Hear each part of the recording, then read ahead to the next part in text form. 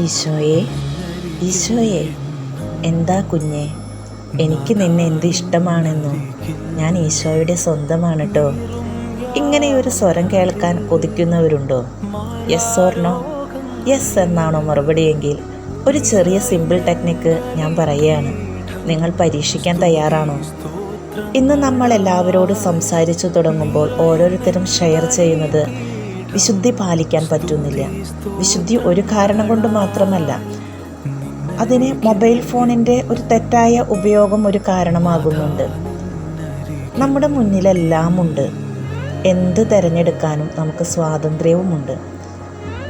ഞാനൊരു കാര്യം ചോദിച്ചോട്ടെ? എൻ്റെയും നിൻ്റെയും മുന്നിൽ ക്രൂശിതനായ ഈശോ ചോര വാർന്നൊലിച്ചു വന്നാൽ, കുഞ്ഞെ, നിന്റെ പാപത്തിന് വേണ്ടിയാണ് ഞാൻ ഈ മുറിവുകളേറ്റതെന്ന് പറഞ്ഞ് കരഞ്ഞാൽ, പിന്നെയും ആ ഈശോയെ വേദനിപ്പിക്കാൻ നമ്മൾ ശ്രമിക്കുമോ? വിശുദ്ധി കൂടാതെ ആർക്കും ദൈവത്തെ സമീപിക്കാൻ കഴിയില്ല കേട്ടോ. ജ്ഞാനത്തിൻ്റെ പുസ്തകത്തിലെ 5-ാം അധ്യായം 19-ാം വാക്യം വീണ്ടും പറയുന്നു, വിശുദ്ധിയെ അജയ്യമായ പരിചയാക്കുമെന്ന്. വിശുദ്ധി ആർക്കും തോൽപ്പിക്കാൻ പറ്റാത്ത ഒരു സംരക്ഷണ കവചമാണ്. വിശുദ്ധി എന്നത് ദൈവത്തിൻ്റെ വലിയൊരു സംരക്ഷണമാണ്. വിശുദ്ധി പാലിക്കുന്നവനെ തൊടാൻ പിശാചിന് സാധിക്കുകയില്ല. നിങ്ങൾ കയറി ചെല്ലുന്ന ഇടങ്ങളിൽ ശത്രുവിൻ്റെ പ്രതിരോധങ്ങളെ അടിച്ചു തകർക്കുന്ന വലിയൊരു ശക്തിയാണ് വിശുദ്ധി.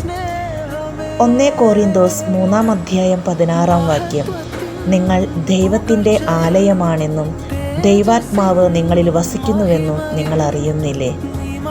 നിങ്ങളുടെ ഉള്ളിലുള്ള പരിശുദ്ധാത്മാവിനെ നോവിക്കാതിരിക്കുന്നതാണ് നല്ലത്. അതിനാൽ എന്നെയും നിന്നെയും പരിശുദ്ധാത്മാവ് കണ്ടുകൊണ്ടിരിക്കുക, എന്നെ ഈശോ കണ്ടുകൊണ്ടിരിക്കുക, എൻ്റെ പരിശുദ്ധ അമ്മ കണ്ടുകൊണ്ടിരിക്കുക. പിന്നെ ഞാൻ എങ്ങനെ വിശുദ്ധിക്കെതിരായി പ്രവർത്തിക്കും? ഇരുമ്പ് കവാടങ്ങളെ പോലും തുറക്കുന്ന വലിയൊരു ശക്തിയാണ് വിശുദ്ധി. അത് പാലിച്ചുകൊണ്ട് ഇനി നമ്മുടെ ഈശോയെ വേദനിപ്പിക്കാതിരിക്കാനും ഈശോയുടെ സ്വരം ശ്രവിക്കാനും നമുക്ക് ശ്രദ്ധിക്കാം കേട്ടോ.